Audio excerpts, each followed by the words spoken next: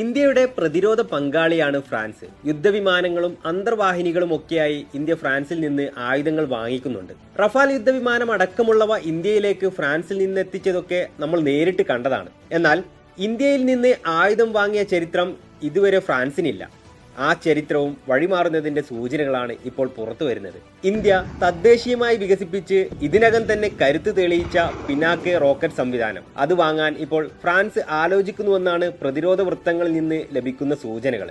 അങ്ങനെയാണെങ്കിൽ അത് രാജ്യചരിത്രത്തിൽ മറ്റൊരു സുപ്രധാന ഏടായി മാറുമെന്നതിൽ സംശയമില്ല. നിലവിൽ ഇന്ത്യയുടെ ഏറ്റവും വലിയ രണ്ടാമത്തെ ആയുധ വിതരണക്കാരാണ് ഫ്രാൻസ്. അങ്ങനെ ഒരു രാജ്യമാണ് ഇന്ത്യയിൽ നിന്ന് ആയുധം വാങ്ങുന്നതിനെ പറ്റി ചിന്തിക്കുന്നത് എന്നതും ശ്രദ്ധേയമാണ്. ലോക ആയുധ വ്യാപാരത്തിൽ ഇതിനകം തന്നെ ഇന്ത്യക്ക് സ്വന്തമായൊരിടം സൃഷ്ടിക്കാൻ സാധിച്ചിട്ടുണ്ട്. പതിയെ പതിയെ ആയുധ കയറ്റുമതി ഇന്ത്യ വർദ്ധിപ്പിച്ചുകൊണ്ടിരിക്കുകയുമാണ്. ഈ ഘട്ടത്തിലാണ് പിനാക്കെ റോക്കറ്റ് സംവിധാനം വാങ്ങാൻ ഫ്രാൻസ് ആലോചിക്കുന്നുവെന്ന വാർത്തകളും പുറത്തു വരുന്നത്. US-ന്റെ ഹിമാർസിനോട് കിടപിടിക്കുന്ന സംവിധാനമാണ് ഇന്ത്യയുടെ പിനാക്ക. ലക്ഷ്യം, കൃത്യത, ക്ഷമത, ഇന്ധനത്തിന്റെ ജ്വലനം എന്നിവയിൽ കേന്ദ്രീകരിച്ചാണ് പിനാക്കയുടെ പ്രവർത്തനം. 2024 അവസാനത്തിൽ ഫ്രഞ്ച് പ്രതിനിധികൾ ഇന്ത്യയിലെത്തിയിരുന്നു. പിനാക്കയുടെ പ്രവർത്തനം നേരിട്ട് കണ്ടറിയുകയും ചെയ്തു. ഇതിന്റെ പ്രഹരശേഷിയും കൃത്യതയും സംഘം വിലയിരുത്തുകയും ചെയ്തു. ഈ പ്രദർശനത്തിൽ ഫ്രാൻസ് തൃപ്തരാണെന്നാണ് വിവരം. ഇതിന്റെ അടിസ്ഥാനത്തിലാണ് തുടർ ചർച്ചകൾ. അടുത്തിടെ സംഘർഷബാധിത പ്രദേശമായ അർമേനിയ ഇന്ത്യയിൽ നിന്ന് 4 പിനാക്ക റോക്കറ്റ് സംവിധാനങ്ങൾ വാങ്ങിയിരുന്നു. 2000 കോടി രൂപയുടെ ഇടപാടായിരുന്നു അത്. ഇന്തോനേഷ്യ, നൈജീരിയ തുടങ്ങിയ രാജ്യങ്ങളും ഇതിനകം തന്നെ പിനാക്കയിൽ താൽപര്യം പ്രകടിപ്പിച്ചു കഴിഞ്ഞു.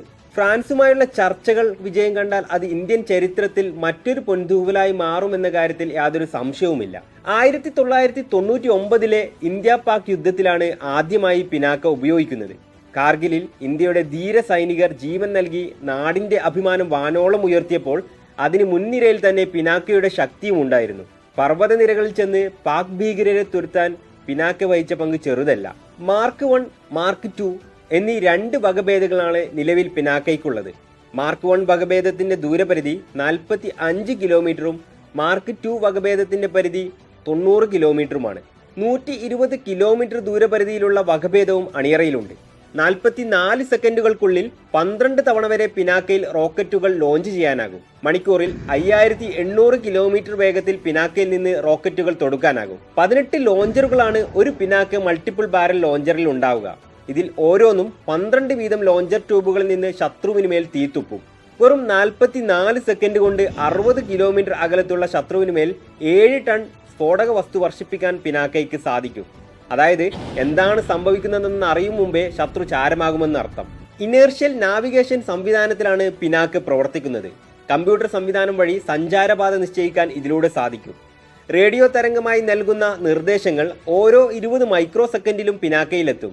ഇതനുസരിച്ച് സ്വയം സഞ്ചാരപാത ക്രമീകരിക്കാനും പിനാക്കയ്ക്ക് സാധിക്കുമെന്നാണ് DRDO വിശദീകരിക്കുന്നത്. 1980 പിനാക്കയുടെ നിർമ്മാണം ആരംഭിക്കുന്നത്. 1990 പിനാക്ക മാർക്ക് 1 വിജയകരമായി പരീക്ഷിച്ചു. 1999 കാർഗിൽ വാറിൽ പിനാക്ക ഉപയോഗിക്കുകയും ചെയ്തു.